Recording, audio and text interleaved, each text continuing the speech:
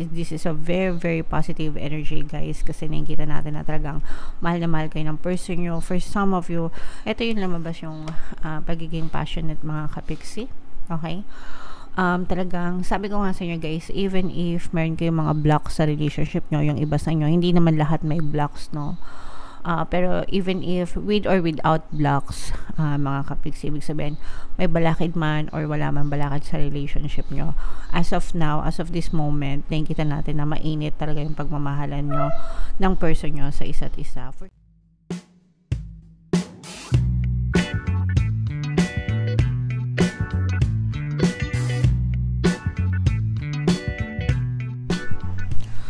Hello guys, hello Libra, welcome back to Pinoy Pixie Tarot. Ang pamagat ng episode natin for tonight is love life reading, silip sa pag-ibig, mga kapiksi. Ito yung ating love life reading para ngayong April para sa Libra, Sun, Moon, Rising, Sign, and Venus. General reading lang, guys, pwede mag-resonate, pwedeng hindi, combination ng positive and negative energy, mga kapiksi. Pwede ma-pick up yung energy nyo, guys. Pwede ma-pick up yung energy ng person nyo. Roles can be reversed, mga kapiksi. If in case hindi kayo naka-resonate dito, try nyo panoorin yung video dun sa zodiac sign ng person nyo, guys. Baka nandun yung energy nyo, guys. Okay? So, dito sa spread na to, titingnan natin kung ano yung mga influences sa love life nyo, mga kapiksi. So, ito yung positive and negative energy, mga kapiksi. So, meron ditong fair male na energy at saka dancing queen na energy. So, pag fair male, guys, ano to, no? Malading dong dantes. Kapag dark male kasi si Papa P. Pag fair male, si Ding Dong Dantes, no? So, and meron din tayong beauty queen na energy. So, yung relationship nyo, guys, pwedeng he, she, babae sa lalaki, pwedeng he, lalaki sa lalaki, pwede rin she, guys, lalaki sa babae, okay? So, ibig sabihin, this may resonate with all, mga kapiksi. Pero meron tayong ano dito, guys, GGSS. Gandang-ganda sa sarili. And that's fine, guys. No? I mean, dapat talaga GGSS tayo. Dapat maganda talaga yung tingin nyo sa sarili nyo, guys, na bahagi yan ng self-concept para maboost yung confidence nyo, mga kapiksi. It's not just the physical look, pero how you feel, no? What you think and what you feel about yourself, that will bring out the beauty in you, mga kapiksi. So, hindi lang yan sa, yung kagandahan, guys, ay hindi lang sa physical na anyo, pero there are people, no, guys, na magaganda yung mga mukha nila, yung mga katawan nila, but they don't feel confident, di ba? Hindi nila feel na maganda sila, hindi sila confident sa kagandahan nila. Whereas there are people naman na so-so lang, kung titingnan mo, hindi masyadong kagandahan yung physical na aspeto nila, but they're oozing with self-confidence, and that's where the real beauty comes from, no? Yung talagang confident ka sa sarili mo. So, yeah. Anyway, nakikita natin dito na may mga obstacles sa relationship nyo, and one of the obstacle, guys, is yung open relationship. Pag sinabing open relationship, mga kapiksi, hindi committed, no? Hindi committed sa isa't isa. Pwedeng ikaw may karelasyon na iba, or yung person mo may karelasyon na iba, mga kapiksi. Or pwedeng nag-agree kayo sa non-commitment type of relationship. Or yung iba sa inyo, guys, pwedeng MU pa lang din, ganyan, na hindi pa committed sa isa't isa and hindi makapag-commit due to other circumstances, mga kapiksi. But regardless, even if may mga obstacles kayo, and even if non-committal yung relationship nyo, no, very passionate kayo sa isa't isa, pwedeng sabihin natin may feelings, no, and your person might surprise you with gifts, mga kapiksi. Baka surpresahin ka ng gift ng iyong person ngayong April. Baka meron kayong isa-celebrate, anniversary, ganyan, or some kind of celebration, mga kapiksi, okay? Pero whatever this may be, guys, nararamdaman kayo happiness within the relationship kahit na may mga negativities or may mga blocks kayo, guys. Okay? Alright, so comment down below Libra, if feeling nyo nakaresonate kayo dyan sa mga messages na yan. Ito naman guys, ito i-mind nyo yan. Mind gifts, no, para regaluhan talaga kayo ng person nyo. And then itong passionate na relationship, i-type nyo yan sa comment section. Mind passionate na relationship, no. So yeah, comment down below, Libra, if feeling nyo nakaresonate kayo dyan. Shuffle natin tong cards guys. Tingnan natin yung ganap sa love life nyo. Habang sinashuffle natin to, panoorin nyo muna yung video natin regarding sa ating paano mag-manifest ng abundance video course. Kapiksi, sawa ka na ba sa mga struggles at hirap sa buhay mo? Masipag ka ba at masikap sa buhay ngunit hindi ka pa rin umaasenso? Ilang beses ka na bang nag-attempt magnegosyo at mag-invest pero palagi ka pa rin nalulugi? Sa pagkakataon na ito ay maaaring may subconscious beliefs ka na nagiging balakid sa iyong pag-unlad at pagyaman. Introducing, paano mag-manifest ng abundance video course. Dito ay matututunan mong ma-overcome ang mga balakid mo para tuluyan ka ng umunlad, umasenso, sumagana, maging matagumpay, successful at maswerte sa iyong kabuhayan, pera, trabaho, negosyo, salapi at kaperahan ng bonggang-bongga. Dali, mag-send na ng email sa pinoypixitaro@gmail.com at simulan na ang iyong pagyaman ngayon. Alright. So, sabay-sabay tayo magpayaman guys. Ngayon, 2024, mag-avail na kayo ng course kasi sobrang ganda talaga niyan, mga kapiksi. And good news, no? Dahil ngayong April, until April 30, guys, magbibigay tayo ng discount. Magbibigay tayo ng 200 pesos na discount, guys, sa lahat na mag-avail ng course. Until April 30, guys, kaya mag-avail na kayo, mga kapiksi. Meron din tayong email coaching, manifest your desires using the law of attraction. If meron kayo guys na mga specific na gusto nyong i-manifest sa buhay nyo, pwedeng love and relationship, pwedeng money or career, mga kapiksi, pwede kayo magpabook ng email coaching session with me. Mag-send lang kayo guys ng email sa pinoypixitaro@gmail.com.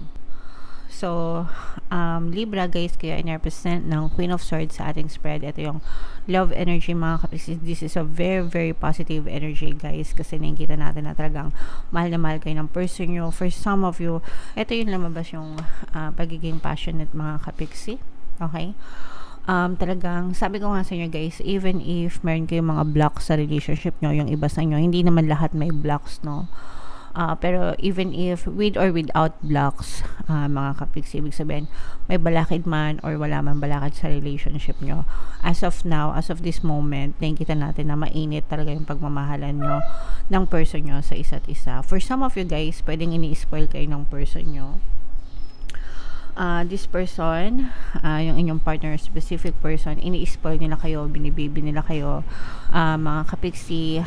Pwedeng they love sending you gifts, no? Or parang pwedeng gusto ng person mo na sinusurprise ka ng mga gifts, ng mga regalo, mga pampakilig, mga kapiksi, and you're just enjoying this moment with your partner or specific person. For some of you guys, feeling ko, yayayain kayo ng person nyo na mag-travel this time around, especially summer season, or kung meron na kayong mga travel plans, no, pwedeng matuloy yung mga travel plans nyo, mga kapiksi, and you're just doing everything that you can sa relationship para mas lalo pa maging strong, mag-strengthen yung inyong relasyon ng iyong partner o specific person. So this is a very, very nice energy guys, kaya nga sabi ko sa inyo, i-mind nyo yan, relationship nyo, harmonious relationship. So sa comment section guys, i-mind yan, mind harmonious relationship, mind mahal na mahal ako ng jowa ko, mind gifts from my jowa, from my SP, mind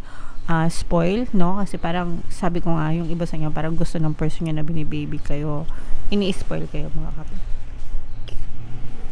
Excuse me. Or pwedeng baliktad, no? Baka kayo yung baka kayo yung nang i-spoil sa kanila. Sabi ko nga guys, roles can be reversed pagdating sa love life reading. For some of you, meron ditong presence ng water sign, Cancer, Pisces, Scorpio, air sign, Aquarius, Gemini, Libra. For some of you naman, kung let's say for example, bago-bago pa lang kayong magkakilala ng person mo, nasa friend zone pa lang kayo, itong person mo parang aakyat ito ng ligaw sa iyo, no? As in, parang kayang may gifts na lumalabas guys. Kasi, at saka kaya mainit na mainit yung energy ng ng love, kasi kapag ka nasa ganung stage, di ba, yung ligawan ligawan stage, mga kapiksi, suyuan stage, nakikita natin na doon talaga binubuhos, no, lahat ng pagmamahal, lahat ng affection sa person. Doon lahat lumalabas, mga kapiksi. Kaya nakikita natin na talagang mainit because your person really wants to have your love and affection as well, mga kapiksi. Pero nakikita natin yung iba dito parang nagpapakipot pa. Ay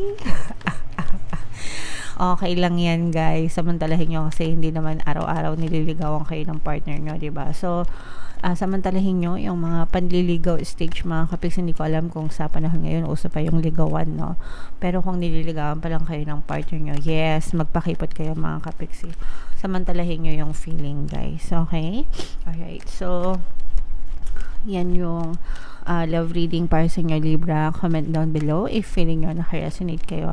Ito naman yung additional na love message for your Libra. Buno tayo ng isa. Tingnan natin yung mensahe para sa inyo. Kung hindi ka na niya mahal, dapat mahal mo pa rin ang sarili mo. So this goes to mga kapiksi natin na nagkakaroon ng problema sa relationship, mga kapiksi. This is a reminder to all of you guys, okay? Kung feeling mo hindi ka na mahal ng person mo, dapat mahal mo pa rin yung sarili mo. Wag mong kakalimutan yung sarili mo, guys. Ang tawag dito ay self-love. So even if you are in a relationship or even if you are single, dapat hindi mo kinakalimutan yung sarili mo. Most of the time kasi kapag ka nagkakajowa yung mga tao, ganyan, nakalimutan na nila yung sarili nila, puro jowa na lang yung iniisip nila, puro relasyon, binibigay ang lahat, ganyan-ganyan, hanggang sa wala nang matira sa kanila. Parang mga napapanood nyo lang, guys, sa mga drama and sa mga pelikula, no? Hindi naman yun i-drama or ipipelikula kung hindi yun. Most of them is based sa own experience, mga kapiksi, diba? So, yeah, dapat wag nyo kakalimutan nyo na mahalin yung sarili nyo. Hindi nyo ba nakikita yung trend, mga kapiksi, kapag ka nagbe-break yung couple, diba? Let's say, for example, sa mga pelikula, kapag nag-break sila, ang nangyayari is nagpapaganda, nagiging version 2.0, diba? Tapos tsaka sila binabalikan, tsaka sila pinipilahan ng mga iba pang manliligaw, ganyan, because they pay attention to themselves, inaalagaan nila yung sarili nila, minamahal nila yung sarili nila, and that's when people come back to them, notice them, mga kapiksi. So dapat mahal mo pa rin yung sarili mo kahit na may jowa ka man or wala, mga kapiksi. Not para hindi para mahalin ka ng ibang tao, but because deserve mo ng pagmamahal na karapat-dapat para sa'yo. Okay? So even if hindi mo siya makuha sa ibang tao, at least give it to yourself because you deserve that, mga kapiksi. So meron tayong self-love subliminal, guys, dito sa ating channel. Makakatulong yan para sa inyong self-concept. Libre lang yan, mga subliminals natin, guys, dito sa ating YouTube channel. Pakinggan nyo. Marami na tayong natulungan dyan, mga kapiksi. Alright? So, comment down below, Libra, if feeling nyo naka-resonate sa mga messages for you. Ito yung ating mga relationship subliminal, guys. Pakinggan nyo para talagang makatulong sa relasyon nyo. And ito naman yung ating success stories ng paano mag-manifest ng abundance video course. Click here to subscribe, guys, and click here to join our membership program. Thank you for liking, sharing, and subscribing. And see you again next time. I love you all, guys. Have a nice day. Bye-bye.